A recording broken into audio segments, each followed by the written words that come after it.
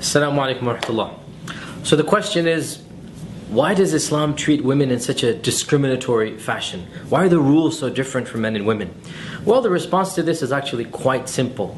Islam does not discriminate against men and women from a spiritual perspective. In the eyes of God, men and women are equal in their religious value, in their worth, in their capacity to enter paradise.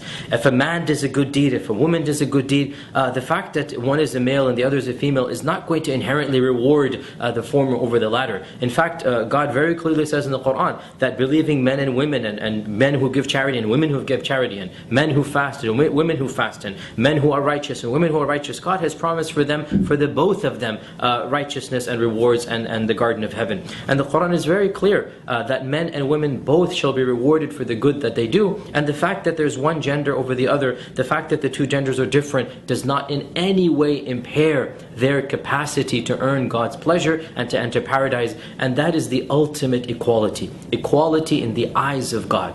Now, for the laws of this world, there is no question that Islam has different sets of laws for men and women, but rather than viewing them as discriminatory, we as Muslims believe that these laws are more conducive to each gender. I mean, after all, men are capable of certain things, women are capable of certain things. Men cannot give birth, women give birth. Women are more nurturing. There are different talents, there are different capacities. Men are physically, physiologically, biologically different than women. And so God has created the two of us, and He knows that which is conducive to our environment. He knows that which is conducive to our gender. And therefore, He has made laws that pertain to these genders. From the perspective of Islam, it's simply not logical, it's not rational, it's not reasonable to compare the roles of men and women in society, because men and women are not the same. Allah says in the Quran, وَلَيْسَ الذَّكَرُ كَالْأُنثَى, that the male is not like the female is not like the male. They are different from many different perspectives,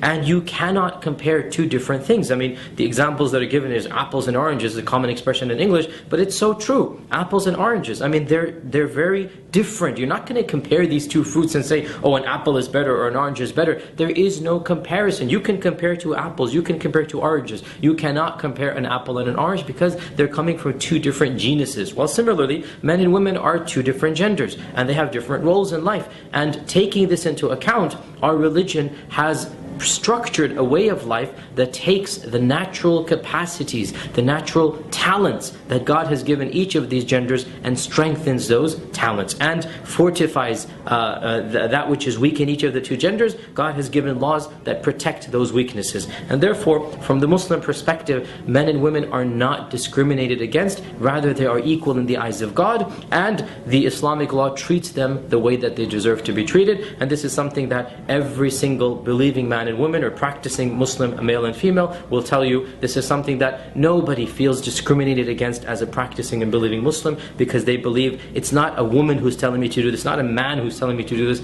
it is God who's telling me to live my life the way that I want to, and the way that He wishes me to do so. And when I live my life in that way, I find comfort, I find peace, I find the pleasure of God, and that is the ultimate happiness of Islam.